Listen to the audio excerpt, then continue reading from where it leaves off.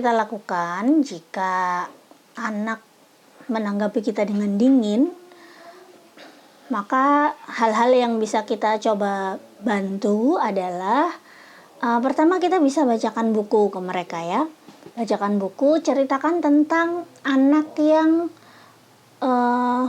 mengekspresikan kasih sayangnya gitu. Gimana sih caranya ketika kita disayang, terus kita pengen juga membuat orang yang kita sayangi tahu apa yang kita rasakan gitu ya. Kita ceritakan tuh. Biasanya anak-anak kan akan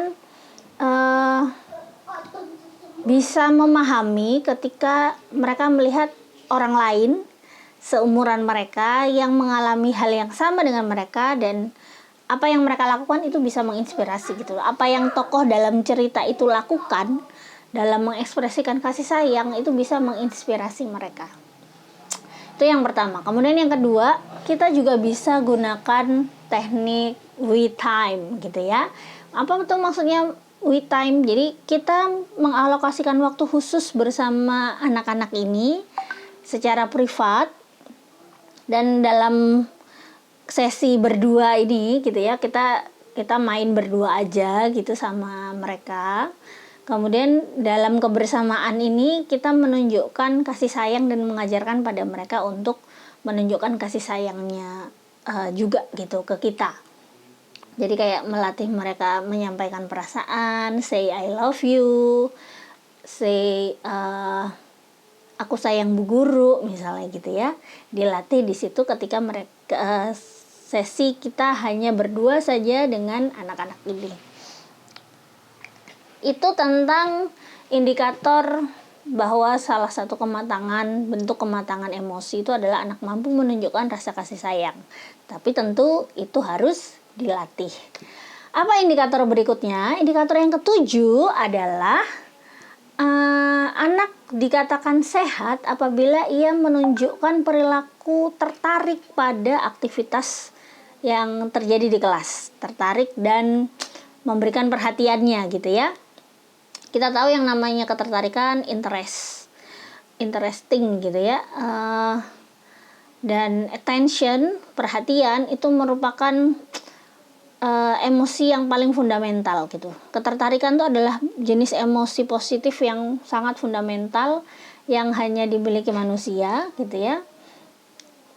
Dan ini merupakan penyebab utama seseorang itu bisa belajar gitu. Ketika kita sebagai individu sudah punya ketertarikan akan sesuatu, sudah tumbuh rasa ingin tahu, karena ketertarikan itu menghadirkan rasa ingin tahu menghadirkan fokus atau perhatian gitu ya, sehingga kemudian kecerdasan dan kreativitas kita itu akan terstimulasi dari tahapan-tahapan itu, dari proses-proses yang terjadi ini. Maka menjadi sangat penting yang namanya ketertarikan ini untuk ditumbuhkan gitu ya, untuk dimunculkan dalam diri anak-anak kita. Melalui apa kita memunculkan kreativitas itu, memunculkan ketertarikan anak usia dini gitu ya. Dalam pendidikan, dalam proses pembelajaran, guru bisa melakukan apapun untuk membuat anak-anak tertarik gitu ya dengan kegiatan yang ada di kelas. Bisa dengan tingkah guru yang menarik perhatian gitu ya, guru berperilaku yang menarik gitu ya, yang asik, yang menghidupkan suasana sehingga perhatian anak-anak tercurah kepadanya. Atau bisa juga dengan menyediakan media yang unik, yang asik gitu ya, yang bisa dimanipulasi oleh anak sehingga perhatian anak tertuju pada kegiatan yang ada di kelas. Atau bisa juga melalui setting gitu ya, setting kelas yang menarik yang sesuai dengan tema itu pasti anak-anak akan first impression-nya itu akan luar biasa gitu ya, akan langsung bisa masuk ke dalam kegiatan yang kita inginkan, kegiatan pembelajaran yang sudah kita susun dan rencanakan gitu. Maka penting sekali bagi anak-anak untuk bisa terlibat, bisa menunjukkan ketertarikannya sehingga mereka bisa belajar dengan baik. bagaimana jika kemudian anak-anak kita tidak menunjukkan indikator ini gitu ya? Ada yang atau bahkan ada sebagian di antara anak-anak kita yang menunjukkan ketidaktertarikan dalam aktivitas yang sudah kita bangun di kelas gitu ya. Maka yang bisa, ada beberapa langkah yang bisa dilakukan oleh guru. Yang pertama, guru bisa menjadikan anak yang tidak tertarik ini sebagai fokus perhatian di kelas. Misalnya dengan menjadikan dia sebagai contoh pembahasan atau menunjuk bagian yang menarik dari diri anak ini sehingga semua tertuju padanya dan dia pun akan ikut tertarik, akan ikut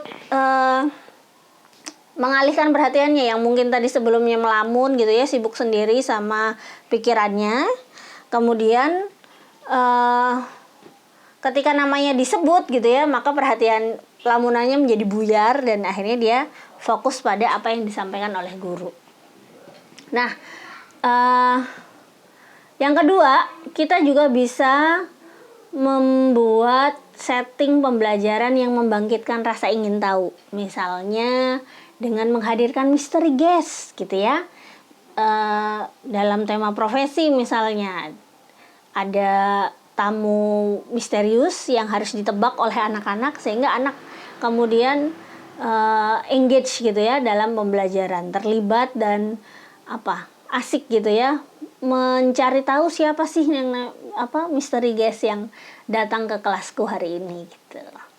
Yang ketiga, kita bisa bacakan buku interaktif untuk anak sehingga anak tidak hanya sekedar mendengarkan tapi juga terlibat dalam apa yang dibacakan oleh guru. Demikian caranya membangun ketertarikan pada anak. Selebihnya akan sangat tergantung pada kreativitas kita masing-masing ya teman-teman sebagai pendidik anak usia dini. Bagaimana cara membangun ketertarikan anak terhadap pembelajaran yang kita selenggarakan. Indikator ke-8 adalah anak yang matang emosinya akan terlihat bahagia. Diketahui dari intensitas tersenyumnya yang sering gitu ya, mudah sekali tersenyum. Anak yang bahagia mudah sekali tersenyum dan gembira. Kita bisa bilang overall sepanjang hari dia tampak selalu bergembira gitu ya. Gembira itu berarti ditunjukkan dengan banyak tersenyum dan tertawa gitu. Pada dasarnya kegembiraan itu adalah perasaan bahagia yang didahului oleh pengalaman yang menyenangkan. Jadi gimana caranya supaya anak bahagia? Maka tugas kita sebagai orang dewasa adalah memberikan banyak pengalaman yang menyenangkan bagi anak-anak gitu ya. Pengalaman menyenangkan bisa banyak, bisa dalam bentuk ekspresi kasih sayang, misalnya dipeluk atau habis diberikan apresiasi. Nah, kemudian bisa juga setelah anak bermain dengan teman-temannya, itu juga salah satu booster yang membuat kebahagiaan gitu ya pada diri anak usia dini. Dan yang menjadi charge gitu ya, sumber kegembiraan paling konsisten dalam diri anak usia dini itu adalah, ada yang tahu? Bermain. Oke. Jadi bagi anak usia dini tuh bermain tuh sumber kebahagiaan yang hakiki gitu ya. Mereka kalaupun kita bingung mau gimana caranya menyenangkan anak-anak kita, apalagi sekarang di tengah fenomena ini ya, learning from home gitu ya, belajar dari rumah, maka bosan itu kan pasti akan menjadi musuh utama gitu ya. Bagaimana caranya supaya mencegah tidak bosan? Maka ciptakan kegembiraan. Bagaimana cara menciptakan kegembiraan? Yang paling mudah adalah dengan bermain gitu. Biasanya kita akan menggambarkan kegembiraan tuh gimana rasanya. Gembira tuh yang kayak gimana sih? Yang seperti apa sih? Kita akan tersenyum, pasti tertawa ya, kemudian matanya berbinar gitu ya. Nah, itu yang harus kita perhatikan pada diri anak. Kalau anak-anak kita sepanjang hari seperti itu, maka dia insya Allah dia sedang bahagia gitu ya. Tapi kalau kemudian bawaannya lesu gitu ya, bawaannya senyumnya makso gitu ya, senyumnya dipaksakan, nah itu kita perlu hati-hati. Bagaimana caranya membangun kebahagiaan? Bentuknya bisa banyak ya. Bisa dengan memberikan pengalaman-pengalaman menyenangkan, apresiasi tadi. Bisa juga dengan mengingat hal-hal yang menyenangkan gitu ya, nostalgia gitu. Bisa juga dengan humor gitu ya, menjadi membicarakan atau membaca tentang humor-humor lucu, cerita-cerita lucu. Itu membangun kegembiraan, apalagi pada anak usia dini. Dan itu juga menjadi cara gitu ya, jika kita menemukan anak kita tidak gembira, maka yang bisa kita lakukan adalah salah satunya dengan membacakan buku-buku humor, atau juga bertingkah atau bermain hal-hal yang itu lucu sehingga membangun kegembiraan. Atau kita juga bisa ketika kita menemukan anak kita kok sering sedihnya, dalam seminggu 5 harinya sedih gitu ya, 3 harinya ya lumayan lah gitu. Maka apa yang bisa kita lakukan? Kita bisa coba bicarakan ya, ibu guru dengan orang tua, apa yang terjadi pada diri anak sehingga kok banyak murung gitu ya di sekolah. Kita bisa gali dari orang tua gitu. Baik, demikian adalah materi kita tentang pengembangan emosi. Semoga 8 indikator emosi yang kita bahas hari ini bisa memberikan bekal bagi kita sebagai guru untuk bisa lebih memperhatikan anak-anak kita. Karena dalam pengembangan emosi ini sangat dibutuhkan kepekaan kita sebagai pendidik untuk bisa melihat apa yang dibutuhkan oleh anak secara emosi gitu.